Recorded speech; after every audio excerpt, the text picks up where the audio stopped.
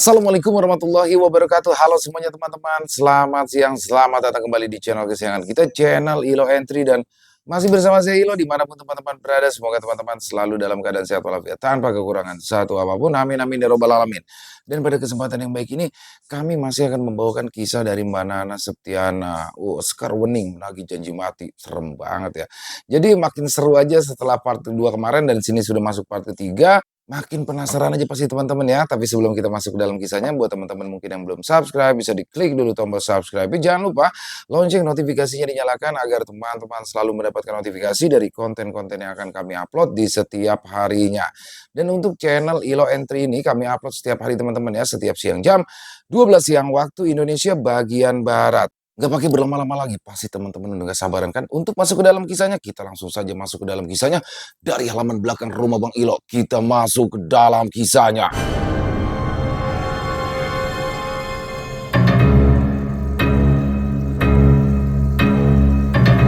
Menagih janji mati.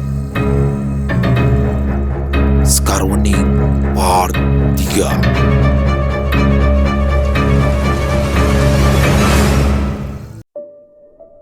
Malam semakin larut. Angin bertiup lembut, menggoyangkan dedaunan di sepanjang jalanan kota yang mulai lengang. Danan mengendari motornya tanpa arah. Pikirannya dipenuhi berbagai hal. Entah kenapa, dia mendadak merasa lelah dengan kehidupan rumah tangganya. Dulu, Mira terlihat sangat menyenangkan karena begitu penuh semangat, sangat berbeda dengan Citra yang lembut dan lebih selalu mengalah. Sekarang, Mira justru terasa menyebalkan dan suka membantah diam-diam, dan mulai merindukan Citra yang selalu berhasil menenangkan perasaannya saat ia sedang gundah. Ia menghentikan motornya di sebuah warung makan kecil di pinggir jalan. Saat itulah matanya menangkap sosok perempuan yang sedang berdiri di depan warung tanpa ragu-ragu memandang menu yang terpajang di spanduk. Sekar dan tersenyum kecil. Malam yang awalnya terasa menyebalkan kini berubah menjadi menarik. Ia bergegas turun dari motornya dan berjalan mendekati perempuan yang semakin terlihat menarik setelah tidak lagi menggunakan seragam office girl. Sekar, kamu sendirian? Mas Danan? Sekar menoleh, tampak sedikit terkejut. Iya, saya sendirian aja karena tidak ada yang menemani. Danan mengangkat alis. Mau makan malam? Iya, saut Sekar sambil tersenyum tipis. Tapi bingung mau makan apa. Danan tertawa pelan. Sama, yaudah, ayo kita makan bareng lagi. Sekar menatapnya sejenak dengan tatapan menimbang-nimbang, lantas mengangkat bahu. Boleh, makan berdua pasti lebih menyenangkan. Mereka duduk berhadap-hadapan di salah satu meja warung. Danan memperhatikan Sekar dengan seksama. Gadis itu terlihat segar meski hanya mengenakan pakaian sederhana berupa blus yang dipadukan jeans. Rambutnya yang panjang tergerai, aroma kenanga samar-samar menguar dari tubuhnya. Ya, aroma itu lagi. Danan menghela nafas dalam-dalam, menikmati aroma yang sudah terasa akrab walau kadang membuat bulu kuduknya meremang. Mas Danan sering makan di sini? Tanya Sekar sambil menyuap makannya. Ya, kadang-kadang aja, jawab Danan santai. Kamu sendiri? Aku belum pernah deh ngeliat kamu di sekitaran sini sebelumnya. Sekar tersenyum kecil, sorot matanya berkilat dalam cahaya lampu warung yang temaram. Aku suka mencoba tempat-tempat baru. Lagi pula, siapa tahu bisa ketemu orang yang menyenangkan untuk diajak mengobrol. Danan terkekeh. Berarti malam ini adalah keberuntungan buat kita berdua. Sekar menatapnya dalam. Mungkin memang takdir. Danan terdiam sesaat. Ada sesuatu dalam cara Sekar berbicara yang membuatnya merinding. Gadis ini misterius, sulit ditebak, tapi justru itulah yang membuatnya semakin tertarik. Sementara itu, Sekar menyuap makanannya dengan santai, seolah tidak peduli dengan tatapan Danan yang terus memperhatikannya. Namun, jauh di dalam pikirannya, dia tersenyum penuh arti. Semua berjalan sesuai rencana. Di rumah, Mira masih berdiri di dekat pintu dengan hati yang masih terasa panas. Rumah mereka yang sunyi terasa semakin mencekam, terutama setelah insiden foto pernikahan yang jatuh tanpa sebab yang pasti. Mira menghela nafas kasar, berjalan ke ruang tamu dan duduk di sofa, namun baru saja hendak menyandarkan tubuhnya, tiba-tiba saja terdengar suara lirih dari arah kamar. Mira. Mira membeku, nafasnya tertahan. Suara itu terdengar familiar di telinganya. Ia menoleh dengan gerakan kaku, matanya membulat, wajahnya memucat. Di ujung lorong, terlihat ada bayangan seseorang. Tubuhnya tampak kabur di antara remang-remang penerangan rumah. Mira ingin berteriak, tetapi suaranya tercekat di tenggorokan. Dia jatuh pingsan seketika. Selepas tengah malam, Danan yang baru pulang menemukannya dalam keadaan tergeletak di ruang tamu hanya dengan menggunakan handuk. Danan tidak ambil pusing. Dia hanya menutup pintu dan menguncinya. Masih saja membuat drama, sungut Danan tanpa memindahkan tubuh Mira ke atas ranjang. Sejak malam itu, hubungan antara dirinya dan Mira semakin memburuk. Kata-kata tajam bercampur sindiran dingin menjadi bagian dari percakapan sehari-hari. Jika dulu Mira masih berusaha menahan diri untuk tidak memperkeruh suasana, kini dirinya sudah tidak peduli lagi. Danan pun tidak kalah dinginnya. Lelaki itu semakin sering pulang larut malam atau bahkan tidak pulang sama sekali dengan alasan pekerjaan. Jika dulu Danan masih berusaha menghindari pertengkaran, kini dia malah sengaja menyulutnya. Setiap kali Mira mengungkit keadaan rumah tangga mereka, dia hanya mendengus dan berlalu pergi, seolah semua itu hanya masalah kecil yang tidak perlu difikirkan. Mira mulai menebak-nebak apa yang membuat Danan bersikap begitu dingin padanya. Tidak mungkin kalau suaminya yang dulu sangat memujanya kini mendadak berubah sikap hampir tiap hari. Mira mencoba mencari tahu apa yang terjadi, tetapi Danan selalu berhasil menghindar. "Kamu sedang jatuh cinta ya, Mas?" tegur Mira saat Danan pulang dari kantor dengan aroma wangi yang masih menyengat di tubuhnya. "Jangan ngaco," serga Danan. "Lebih baik kamu memusatkan perhatian pada kandunganmu. Jangan sampai anakku nanti lahir dalam keadaan kurang baik karena ibunya yang terlalu julid." "Julid?" ulang Mira sambil menunjuk dadanya sendiri. "Kok kamu tega sih, Mas, menyebut aku julid? Aku tadi hanya bertanya, apa kamu sedang jatuh cinta?" "Sinting kamu." Mira tercengang mendengar makian Danan. Hati kecilnya semakin yakin bahwa ada yang salah pada suaminya. Mungkin memang benar ada seseorang di luar sana yang telah menarik perhatian Danan, membuatnya lupa pada janji setia yang pernah diucapkannya. Citra pasti sedang tertawa di dalam kuburnya karena keadaan Mira yang menyedihkan. Sementara itu, Sekar semakin akrab dengan Danan. Dia nyaman bersamanya. Tidak ada pertengkaran mulut, tidak ada tuntutan tak masuk akal, hanya percakapan santai saja yang bisa membuatnya lupa akan kekacauan di rumah. Suatu malam, mereka duduk berdua di sebuah warung kopi di pinggiran kota. Angin malam berhembus lembut, mengibarkan ujung rambut Sekar. Mata Danan terus mengamati wajah manis Sekar, menemukan kedamaian yang terasa menyenangkan di sana. "Ada yang ingin Mas tanyakan?" Sekar bertanya dengan nada lembut, membuat Danan tersadar dari lamunannya. Danan menghela nafas, tersenyum tipis. "Entahlah Sekar, aku cuma ngerasa sepertinya kita sudah lama saling mengenal." "Masa iya? Bukannya para lelaki selalu berkata seperti itu pada perempuan yang baru mereka temui?" "Oh, tidak. Aku tidak seperti itu." Danan segera menolak prasangka Sekar. Gadis itu tersenyum samar. "Mungkin memang sudah takdir kita bertemu, Mas." Danan terdiam. Ada sesuatu dalam sorot mata Sekar yang begitu misterius. Dia tidak tahu mengapa, tetapi setiap kali bersama perempuan ini, dirinya selalu merasa damai, seakan telah pulang ke rumah yang selalu menjadi tempat paling aman baginya. Namun ada satu orang yang tidak menyukai kedekatan ini, Wisnu. Sejak awal, lelaki itu sudah memperhatikan gerak-gerik Sekar. Dia bukan orang biasa. Sejak kecil, Wisnu memiliki kemampuan yang tidak diketahui banyak orang, dan sejak pertama kali melihat Sekar, Wisnu bisa merasakan sesuatu yang tidak beres. Kamu terlalu berani. Wisnu akhirnya membuka suara ketika mereka bertemu di pantry. Sekar mendongak, menatapnya dengan mata yang polos. Maksud Bapak? "Hmm, Kamu tahu maksudku, Sekar. Kamu sudah bermain terlalu jauh." Sekar terkekeh pelan. Saya hanya menjalani apa yang sudah seharusnya terjadi. Kalau Mas Danan menyukai saya, tentu itu bukan salah saya dong. Wisnu menyipitkan mata. Jangan bermain api. Ingat, Danan itu sudah punya keluarga yang harus dijaganya. Apapun niat yang ada di hatimu, sebaiknya lupakan saja dari sekarang. Sekar diam sesaat, lalu menyandarkan tubuhnya ke dinding. Tatapannya berubah dingin, penuh ketenangan yang justru terasa mengancam. Bukankah Bapak juga sudah bisa menebak bahwa saya tidak akan berhenti? Bisiknya.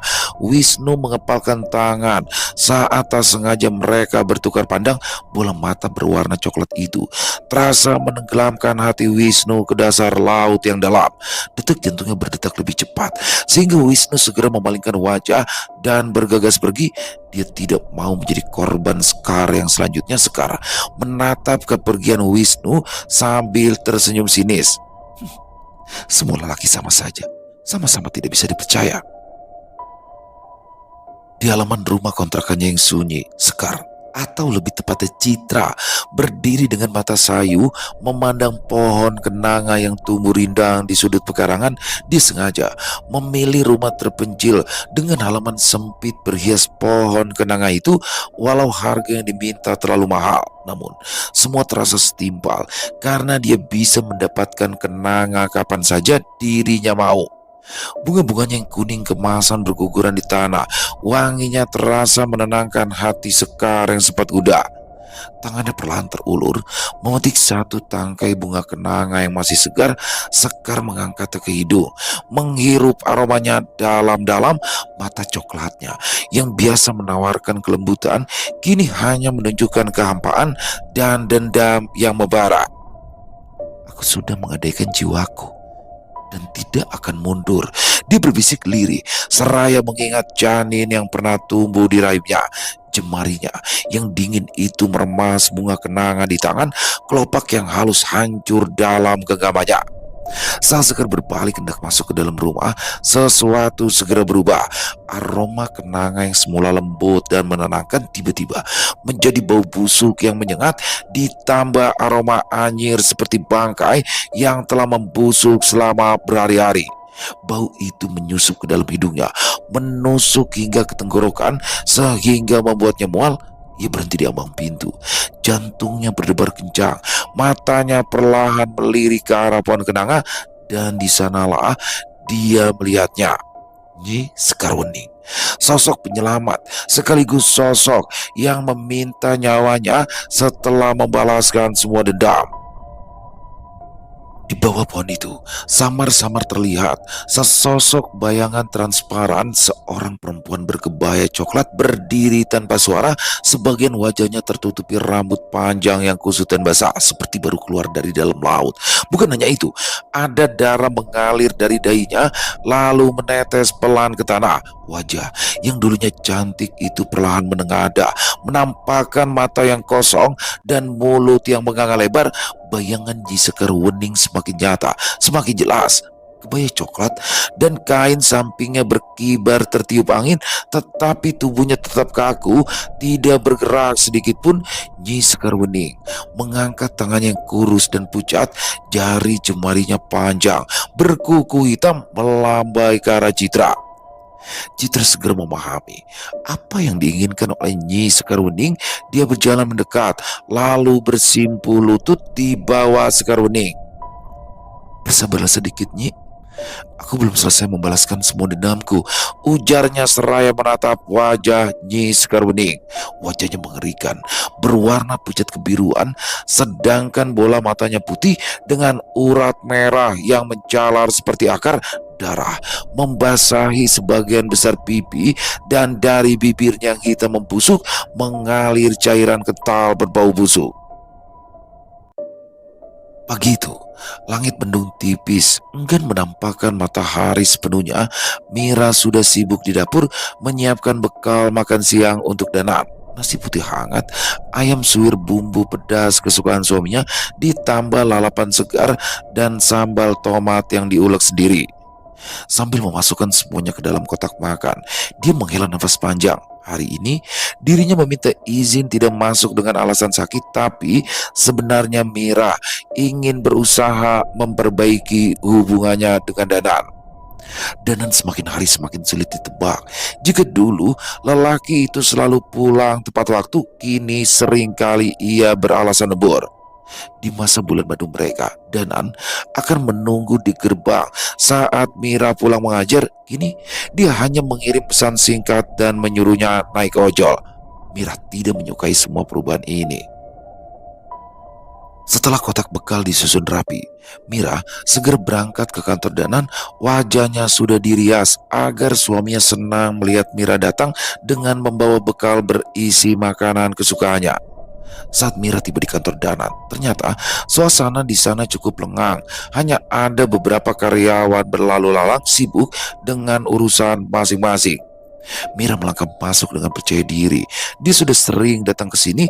Para pegawai pun mengenalnya sebagai istri Danan. Namun, langkahnya terhenti mendadak saat matanya menangkap sosok yang tak asing baginya. Di sana, di dalam ruangan yang pintunya sedikit terbuka, seorang perempuan berdiri sambil berbicara dengan Danan. Rambut panjangnya terurai, tubuhnya ramping, dan wajahnya, ya, tubuh Mira membeku. Itu tidak mungkin. Wajah itu, mata itu, senyuman itu Citra. Bekal di tangannya hampir terlepas. Kepalanya terasa berputar sedangkan nafasnya tercekat. Mira tahu ini tidak mungkin. Citra sudah mati. Tidak ada cara baginya untuk kembali. Namun perempuan itu berdiri di sana dengan begitu santai, berbicara dengan Danan seolah-olah mereka sudah saling mengenal sejak lama. Bahkan Danan tersenyum, tampak nyaman berada di dekatnya. Mira tidak bisa menahan diri lagi. Kurang ajar sekali perempuan yang nekat mendekati suaminya. Hei, ulat bulu! Dia mendorong pintu sambil berteriak kasar, membuat Danan dan perempuan itu menoleh bersamaan. Sekar atau Citra menatap Mira dengan ekspresi datar, seolah-olah kedatangannya bukan lagi hal yang mengejutkan. Bahkan momen ini sudah lama ditunggunya. Sementara Danan tampak kaget luar biasa. Mira, siapa yang kamu sebut ulat bulu? Mira tidak menjawab. Kakinya melangkah cepat mendekati Sekar, lalu tanpa ragu menjambak rambutnya sampai perempuan itu menjerit kesakitan. Dasar perempuan gatal, berani sekali menggoda suami orang. Danan bergegas menarik tangan Mira, menenangkannya karena telah bertingkah keterlaluan. Apa-apaan sih kamu? Jangan bersikap seperti orang kampungan deh. Lagi pula siapa yang kamu sebut dengan perempuan gatal? Hah? Siapa lagi kalau bukan dia? Citra. Citra. Kamu itu mengigau, Mir. Dia ini Sekar, salah satu karyawan di sini, bukan Citra. Mira terdiam kala mendengar Danan menyebut nama Sekar. Dia berhenti memberontak dan menurut saja saat Danan memintanya duduk di salah satu sofa. Cepat minta maaf pada Sekar. Dia itu sedang mengantarkan kopi untukku ketika tiba-tiba kamu datang mengamuk. Mira menatap meja kerja suaminya. Memang ada sebuah mug berisikan kopi di sana. Wajah Mira terasa panas karena sudah salah menduga. Maaf, aku salah orang, ucap Mira pelan sambil memandang wajah Sekar lekat-lekat. Tetapi semakin ia menatap, semakin mirip wajah ini dengan Citra. Tapi wajahnya sangat mirip dengan Citra. Suaranya bergetar. Sekar tersenyum hambar. Maaf bu, ibu salah orang. Mira bangkit dan menggenggam tangan Sekar. Nafasnya tidak beraturan ketika ia berkata, tidak, kamu pasti Citra. Aku tahu itu. Mira, berhenti dong. Ini Sekar bukan Citra. Mira menggeleng keras. Matanya masih menatap Sekar dengan tatapan tidak percaya. Ia bahkan mengangkat tangannya hendak menyentuh wajah Sekar untuk meyakinkan jika itu bukan mimpi. Sekar masih tersenyum, walau kini sedikit diwarnai rasa jengkel. Bu Mira, saya bukan orang yang Anda maksud. Saya Sekar. Mira terdiam, matanya menatap lurus pada senyuman Sekar yang ganjil.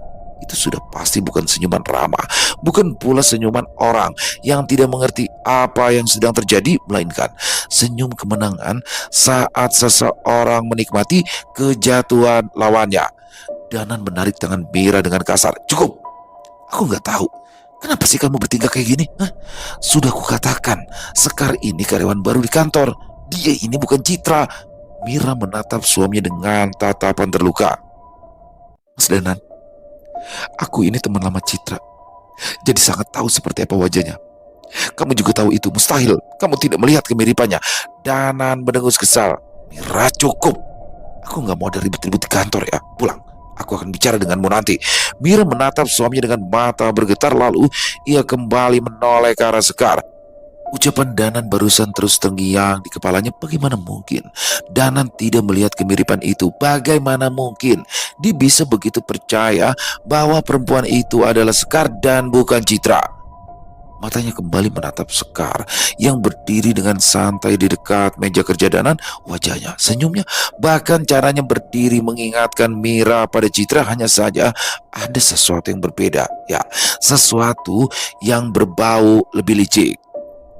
Lalu tanpa peringatan, Sekar mengangkat sebelah alisnya sambil tersenyum miring, dan detik berikutnya perempuan itu mengedipkan sebelah mata ke arah Mira. Mira menegang. Kemudian dengan suara pelan yang hanya bisa didengar Mira, Sekar berbisik pelan, "Aku sudah tidak sabar menunggu saat yang tepat untuk membalaskan dendam pada kalian."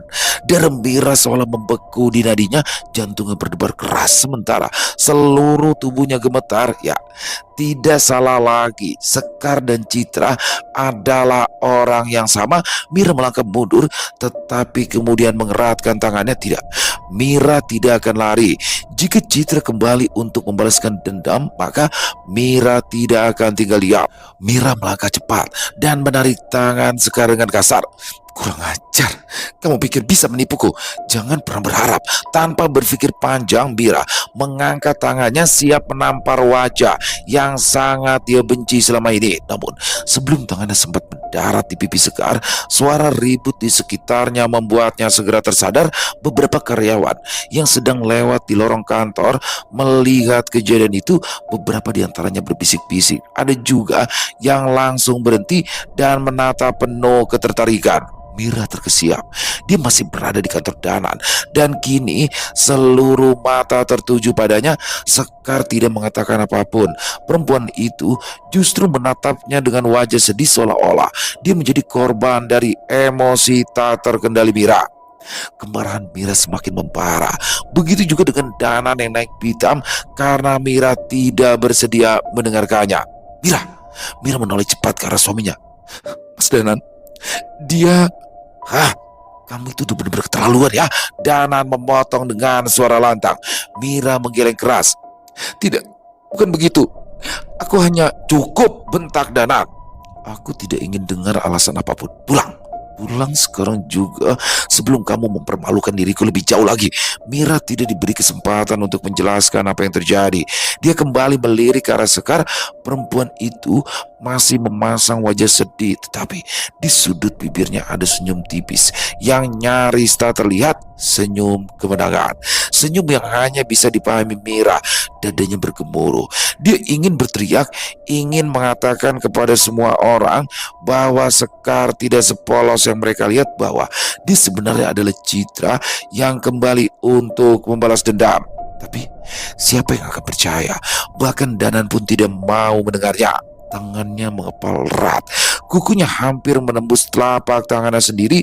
Susah payah Mira menahan air mata agar tidak jatuh di depan semua orang. Dengan langkah gemetar, dia memutar tubuhnya dan berjalan menjauh. Suara bisik-bisik masih terdengar di belakangnya, tapi Mira tidak bisa melakukan apa-apa lagi. Citra kembali untuk menghancurkan hidupnya dan Danan. Sepulang bekerja, Sekar tidak langsung menuju rumah kontrakannya. Dia justru memesan ojek online dan memberinya sebuah alamat. Terima kasih Pak, ucap Sekar setelah tiba di tujuan. Sekar berdiri diam di balik pohon nangka berukuran besar, sedangkan matanya mengawasi rumah sederhana di ujung gang buntu itu. Hari semakin gelap, tetapi dia sabar menunggu. Rumah yang dipandangnya berukuran kecil dan sudah hampir roboh. Namun rumah itu dihuni oleh Ibu Sekar setelah diusir oleh kerabatnya yang bosan merawat perempuan tua sakit-sakitan. Jari jemarinya mencengkram erat ujung kemejanya.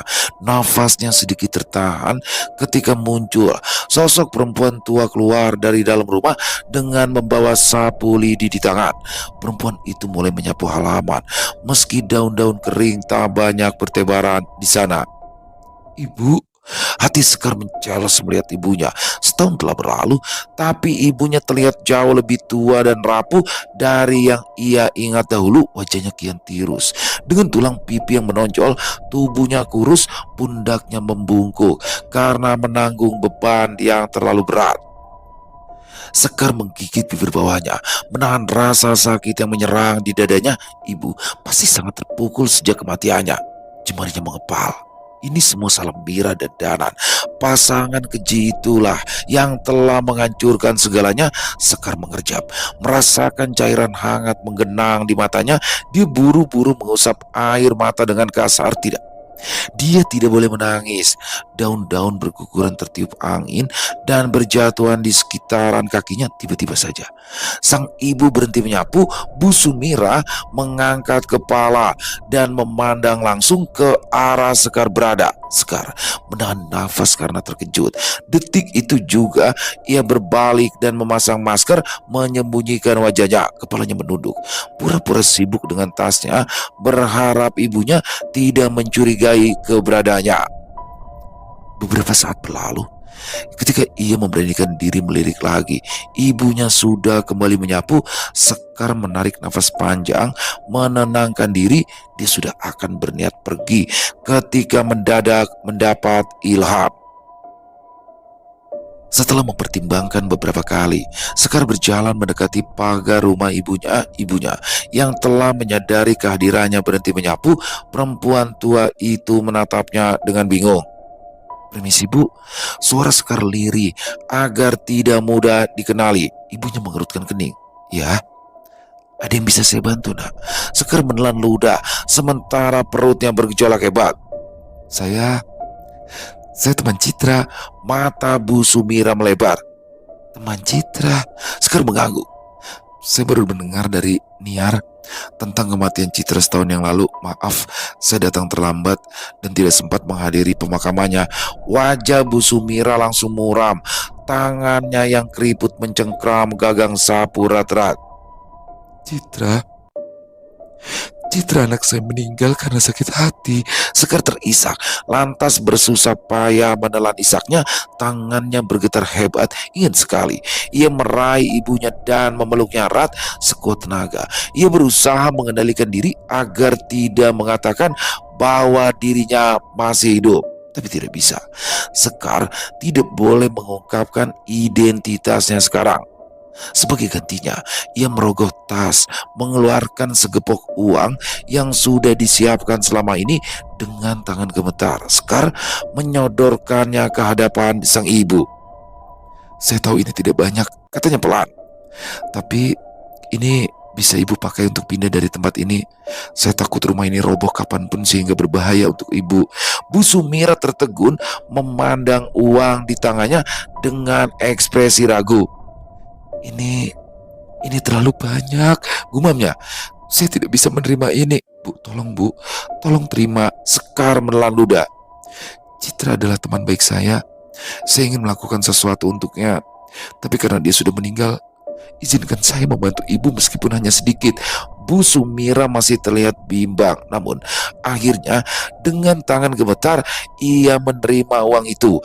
Air matanya mulai jatuh, membasahi pipi keriputnya. "Terima kasih," suaranya bergetar menanggung duka. "Kamu sangat baik. Citra pasti akan senang jika tahu masih ada teman yang terus peduli." Sekar Sekar tersenyum kecil, tetapi hatinya terasa seperti diremas kuat. Jika saja ibunya tahu siapa dirinya sebenarnya, jika saja ibunya tahu bahwa yang berdiri di hadapannya saat ini bukanlah teman Citra, melainkan Citra itu sendiri. Dia menggelengkan kepala. Sampai kapanpun rahasia itu tak boleh terbongkar, bahkan pada ibunya sendiri. Sekar menghela nafas panjang. Saya pamit pergi.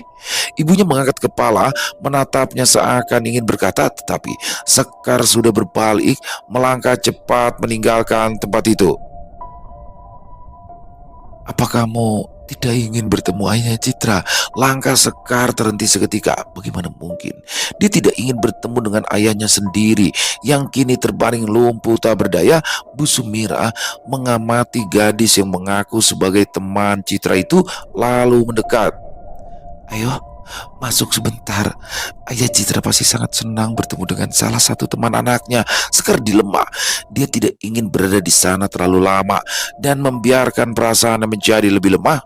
Bagaimanapun juga, Sekar tidak boleh lupa dirinya kembali berada di sini bukan untuk mengenang masa lalu, tetapi untuk membalas dendam. Namun, pandangan ibunya yang dipenuhi sorot memohon membuat Sekar tidak memiliki alasan lain untuk menolak. Dia mengangguk kaku, mengikuti langkah ibunya masuk ke dalam rumah yang lembab.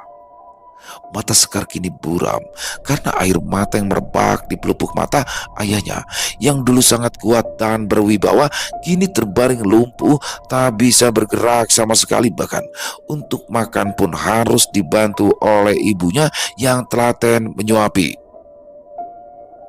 Air mata Sekar semakin deras sehingga dia tak bisa menahan suara isakannya di peluknya pasangan suami istri yang telah membesarkannya dengan penuh cinta dan kini di akhir hidupnya harus menderita karena kesalahan yang dilakukan Citra.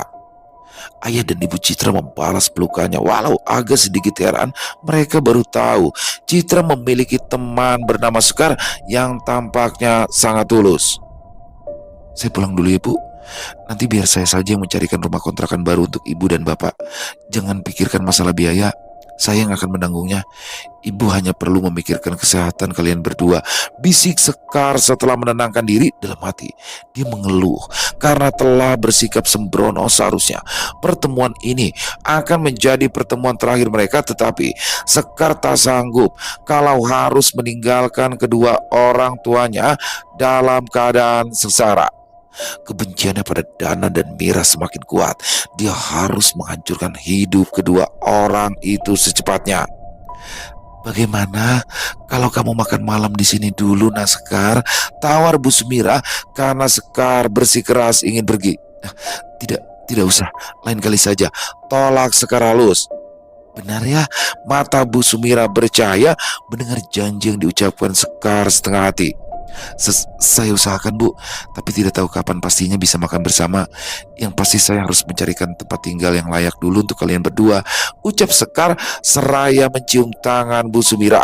Dia segera pergi tanpa menyadari tatapan aneh yang diarahkan Bu Sumira padanya. Setelah Sekar tak lagi terlihat, Bu Sumira berpaling pada suaminya.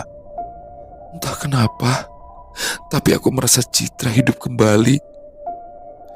Di waktu yang sama dan tempat yang berbeda, langit sore mulai menggelap saat Mira berdiri di depan sebuah rumah kos di pinggiran kota. Tangannya menggenggam secari kertas kusut berisi alamat yang didapatkannya setelah mencari-cari informasi tentang perempuan itu, Sekar. Nama yang belakangan terus membuat hatinya gelisah. Mata Mira sulit terpejam di malam hari karena pikirannya terus dipenuhi amarah. Dia menatap gerbang yang terbuka sedikit, lalu tanpa ragu mendorongnya lebih lebar dan melangkah masuk.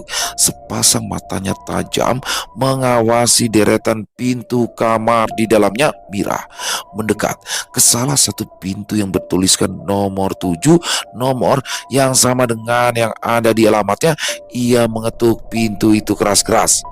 Sekar, keluar. Dasar kamu, perempuan tidak tahu malu, teriaknya, suaranya penuh amarah. Tak ada jawaban. Mira mengetuk lebih keras lagi, bahkan kali ini ia menggedor pintu itu dengan seluruh tenaga yang ia punya. Jangan pura-pura tidak ada di dalam.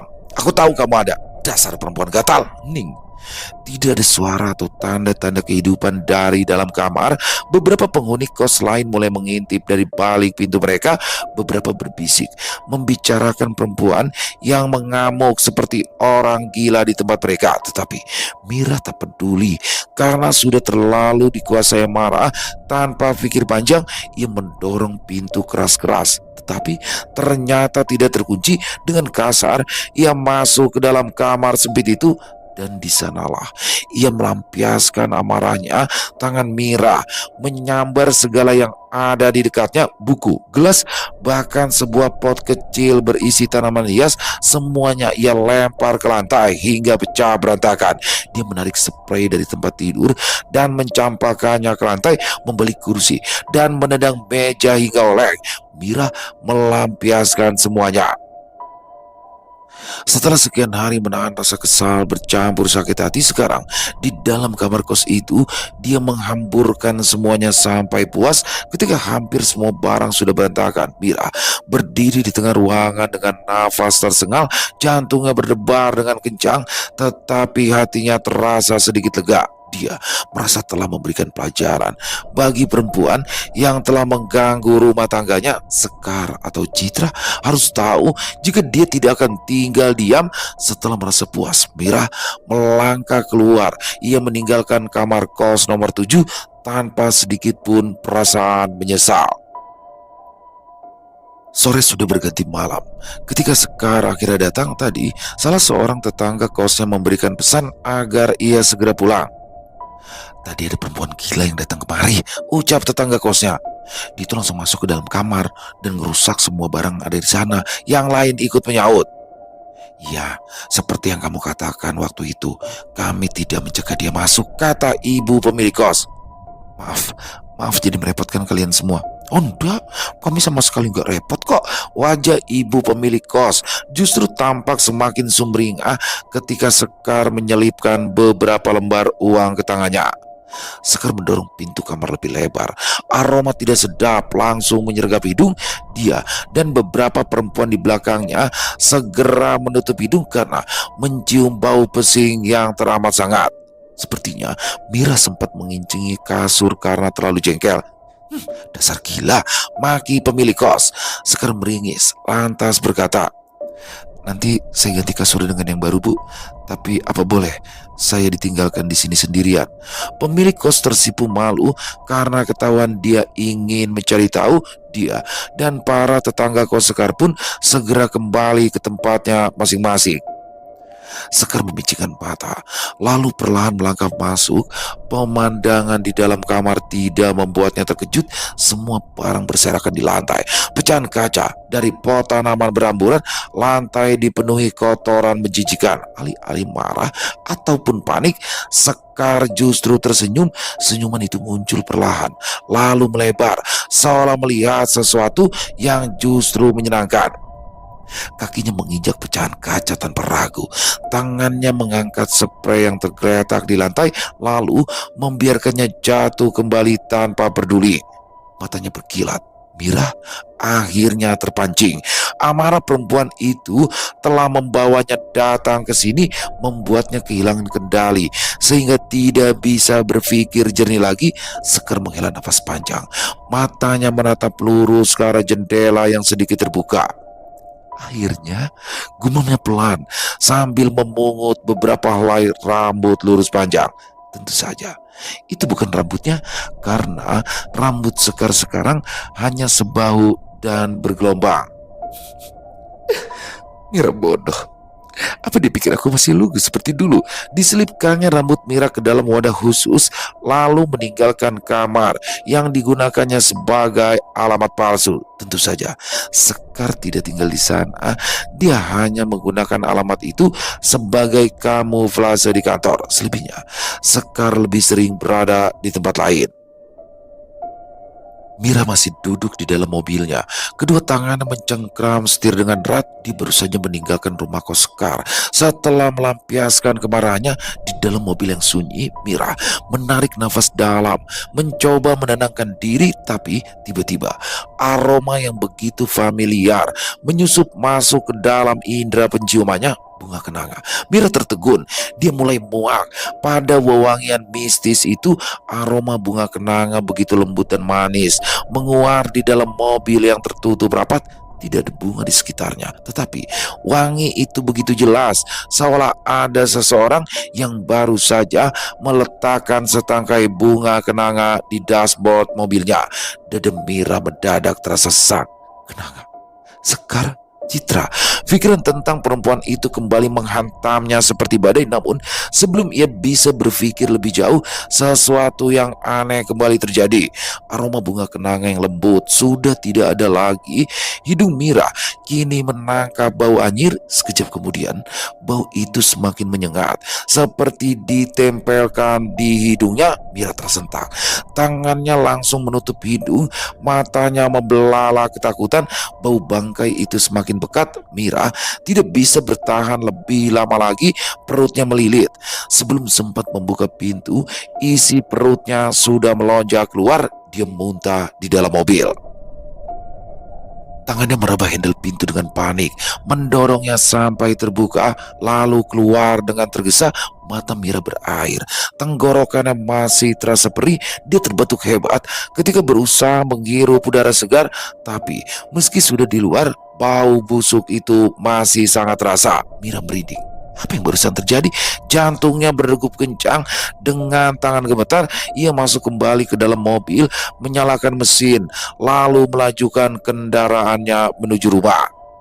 Setelah sampai di rumah, Mira masih merasa mual. Begitu membuka pintu rumah, matanya langsung mencari sosok Danan. Dan seperti duganya, lelaki itu sedang duduk santai di ruang tengah, seolah-olah tidak ada yang terjadi. Mas Danan, panggilnya. Danan menoleh. Wajahnya terlihat malas menghadapi istrinya.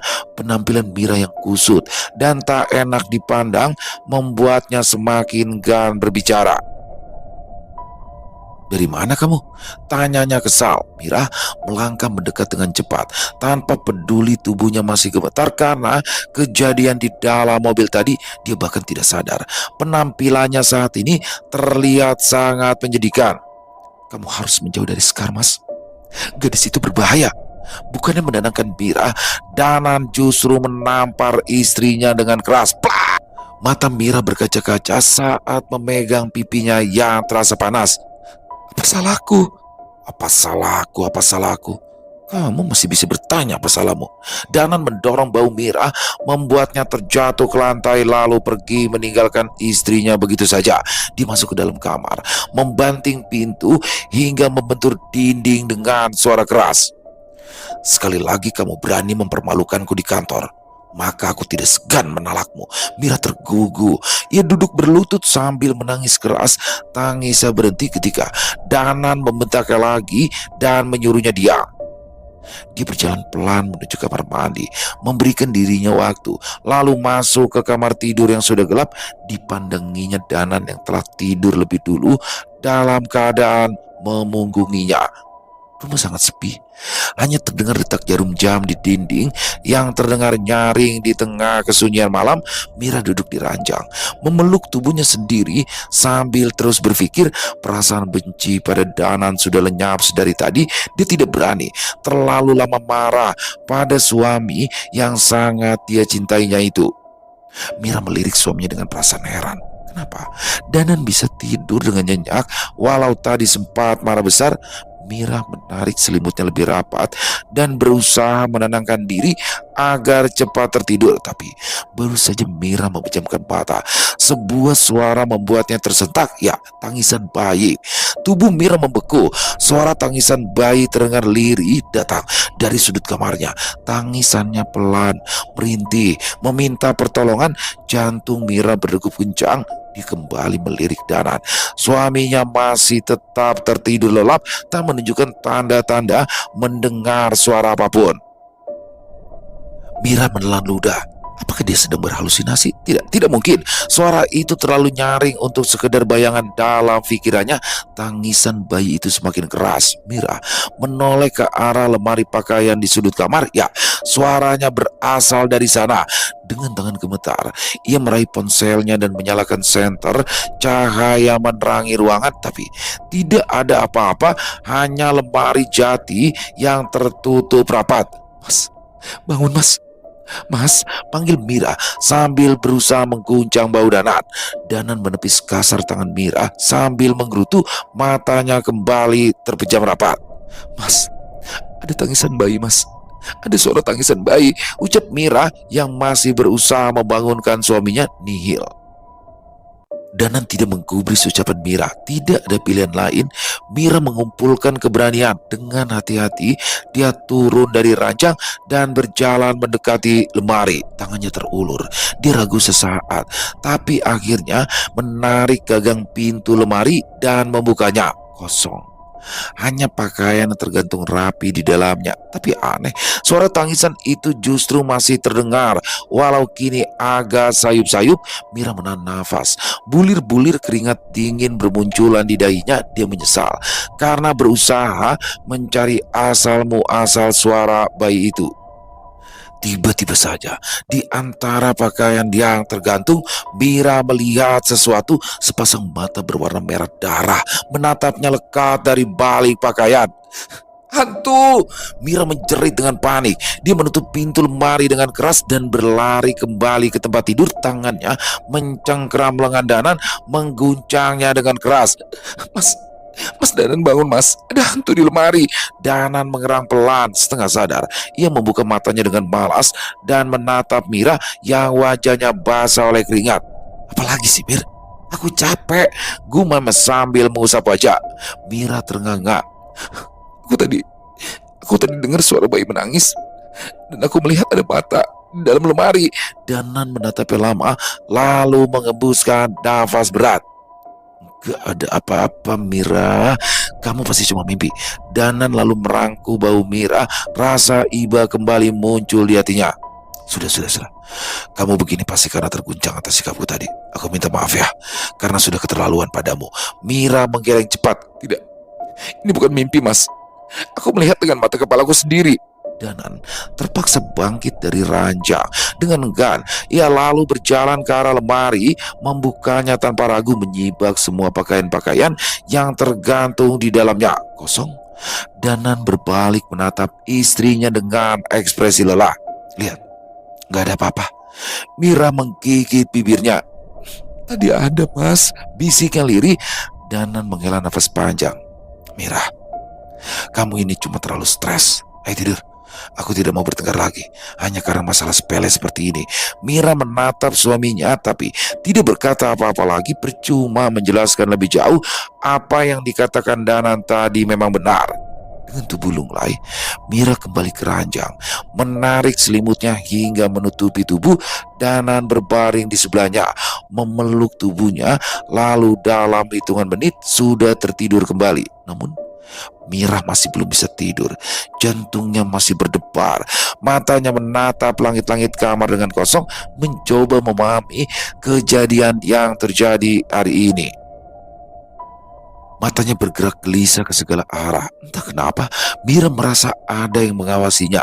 Dan saat menoleh ke cermin, tubuhnya langsung membeku. Di sana berdiri seorang perempuan. Gaunnya panjang, rambutnya tergerai, dan wajahnya sama persis dengan Citra. Mira tercekat. Dia ingin berteriak, tetapi suaranya tertahan di tenggorokan. Citra menatapnya dengan senyuman tipis, sedangkan tatapannya penuh dendam. Lalu perempuan itu membuka mulutnya dan menertawakan Mira. Mira kehilangan kendali. Ia menjerit dengan keras, tubuhnya jatuh ke lantai, mengguncang Danan hingga lelaki itu terbangun lagi dengan kaget. Mira, apalagi sekarang? Mira menunjuk-nunjuk ke arah cermin, tetapi saat Danan menoleh, Citra sudah tidak ada. Danan kembali menatap istrinya dengan jengkel. Aku kan udah bilang, kamu harus segera tidur supaya jangan berhayal yang aneh-aneh. Kalau begini terus kamu itu bisa gila. Mira terisak. Aku gak gila mas. Aku benar-benar melihatnya. Dana tidak menjawab. Dia hanya mengusap wajahnya dengan lelah, lalu memalingkan tubuh. Mira menutup wajahnya dengan kedua tangan. Tubuhnya menggigil hebat. Malam semakin larut mendekati dini hari. Tapi Mira tak kunjung tidur. Untungnya sudah tidak ada gangguan lagi. Tetapi bukannya berarti Mira bisa tenang. Dia melirik ke arah Danan dalam keadaan gelap. Kemudian dia mengambil ponselnya dan meredupkan pencahayaan sampai habis. Jemarinya bergetar saat ia mengetik nama Sekar Rahayu Utami di mesin pencarian, berharap menemukan sesuatu yang bisa menghapus kegelisahannya. Tapi hasil pencariannya nihil. Tak ada informasi tentang Sekar Rahayu Utami di internet. Mira menelan ludah. Dia semakin yakin jika Sekar Rahayu Utami adalah Citra. Hanya saja bagaimana cara perempuan itu mengubah wajahnya? Apa dia operasi plastik di luar negeri? Kalau dia operasi, lalu mayat siapa yang dikubur keluarganya waktu itu? Mira terus bergumam sambil berpikir. Tapi kalau dia operasi, lalu hantu siapa yang sering menggangguku? Tiba-tiba layar ponsel berkedip, baterainya melemah, lalu mati seketika. Dia mencoba menyalakannya kembali, tetapi gagal. Mira ingin menghubungkan pengisi daya ke ponsel. Ketika ia kembali mencium aroma samar bunga kenanga, lama-kelamaan Mira menjadi muak pada bunga yang dianggapnya sebagai bunga kematian itu. Aroma kenanga yang selalu mengingatkannya pada Citra. Mira menoleh perlahan. Kamarnya terasa lebih dingin dari sebelumnya. Tirai jendela bergoyang pelan meski tak ada angin yang masuk. Selesai. Luar biasa kisah dari Mbak Nana Septiana Sekar Wening menagih janji part 3. Dan di part ketiga ini bagaimana hubungan antara Danan dan Sekar makin dekat, makin intens. Udah makan bareng mereka. Danan di sini makin nyaman nih sama Sekar nih. Jadi bagaimana akhirnya di sini terjerat dan Mira sudah mulai mengendus di sini. Wah, makin keren aja dan bener-bener masih misteri Sekar ini apakah Citra yang hidup kembali atau memang Citra aslinya belum mati. Pokoknya makin penasaran. Jangan sampai ketinggalan untuk besok part keempat ya teman-teman. Dan terima kasih kepada Mbak Nana Septiana atas izinnya untuk kami membawakan kisah yang luar biasa ini. Dan silakan buat teman-teman yang mungkin punya pendapat lain, punya komentar lain tentang kisah barusan, ataupun hanya sekedar saling menyapa, silakan bisa menuliskannya di dalam kolom komentar. Dan insya Allah kami akan membalasnya satu persatu. Buat teman-teman yang suka dengan videonya, dengan kisah barusan, bisa diklik tombol like-nya, tombol jempolnya, boleh juga ya dibantu di-share link videonya ini ke teman-teman yang lain agar juga ikut merasa terhibur. Dan oh ya, buat teman-teman juga yang mungkin belum subscribe ya, bisa diklik dulu tombol subscribe-nya, jangan lupa lonceng notifikasinya dinyalakan agar teman-teman selalu mendapatkan notifikasi dari konten-konten yang akan kami upload di setiap harinya. Dan kami juga ingin mengucapkan terima kasih kepada teman-teman yang sudah selalu setia hadir, yang sudah selalu mendukung kami, karena teman-temanlah kami selalu bersemangat berkarya di setiap harinya. Di akhir kata, saya Ilo mengucapkan permohonan maaf apabila mungkin dalam pembawaan kisahnya ada kata-kata saya yang salah ataupun ada kata-kata saya mungkin yang kurang berkenan. Saya mohon dibukakan pintu maaf yang seluas-luasnya. Sampai berjumpa lagi di konten-konten kami selanjutnya besok jam 12 siang masih bersama saya Ilo di channel Ilo Entry. Salam sehat, sukses selalu untuk kita semua. Wassalamualaikum warahmatullahi wabarakatuh.